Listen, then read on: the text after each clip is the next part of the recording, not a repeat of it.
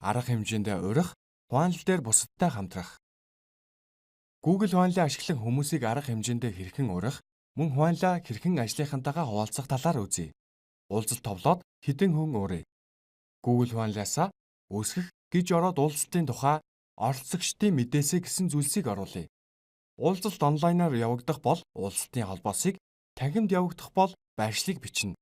За энэ баруун хэсэгт зочид нэмэх цонхонд арга хэмжээнд оролцуулах хүмүүсийнхээ имэйл хаягийг нэг нэгээр нь орууллаа. Урьсан хүмүүст заавал оролцох ёстой үгүйг нь мэдэгдэх боломж бий. Одоо энэ хар дүрс байгаа нь заавал оролцох ёстой гэсэн үг. Харин уг дүрсийг дарж цагаан болгоход тухайн хүн арга хэмжээнд заавал оролцох албагүй ба энэ талаар урилга имэйлд нь бичсэн байх юм. Бүх оролцогчдыг нэмсний дараа санал болгож буй цаг гэсэн холбоос гарч ирнэ.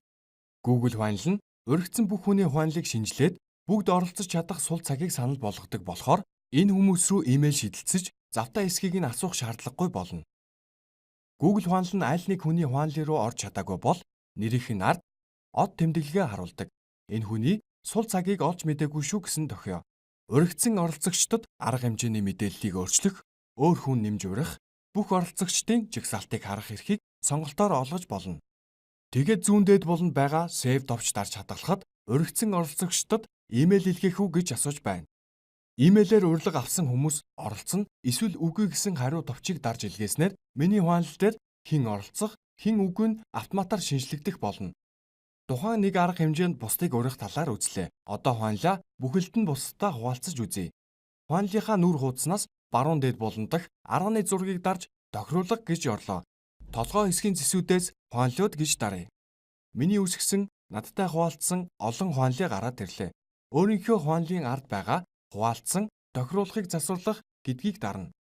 Хуваанлаа бусадтай дундаа ашиглах уу, ганцаараа ашиглах уу гэдгээ энэ хуудсанд сонгох юм.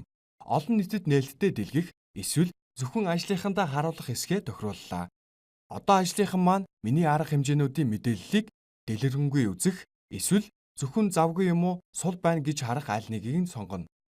Хуваанлаа түнчлэн зөвхөн нэг хүнтэй хуваалцаж болно. Тэгвэл энэ цонхонд имэйлийг нь оруулах юм. Эрх тохируулах хэсэгт тэд миний хуваанлын үйл явдлыг өөрчлөх, үйл явдлын дэлгэрэнгүй мэдээллийг үзэх, эсвэл миний завгүй сул аль нь болохыг харахыг тохируулах байгаа. Бүх тохируулгаа хийж дуусаад зүүн дээд болон дах Save товч дарж хадгална. Google хуваанлаа ашигласнаар та хурал уулзалт товлох ажлаа хэлбэрчилж илүү өндөр бүтээмжтэй ажиллах боломжтой болно.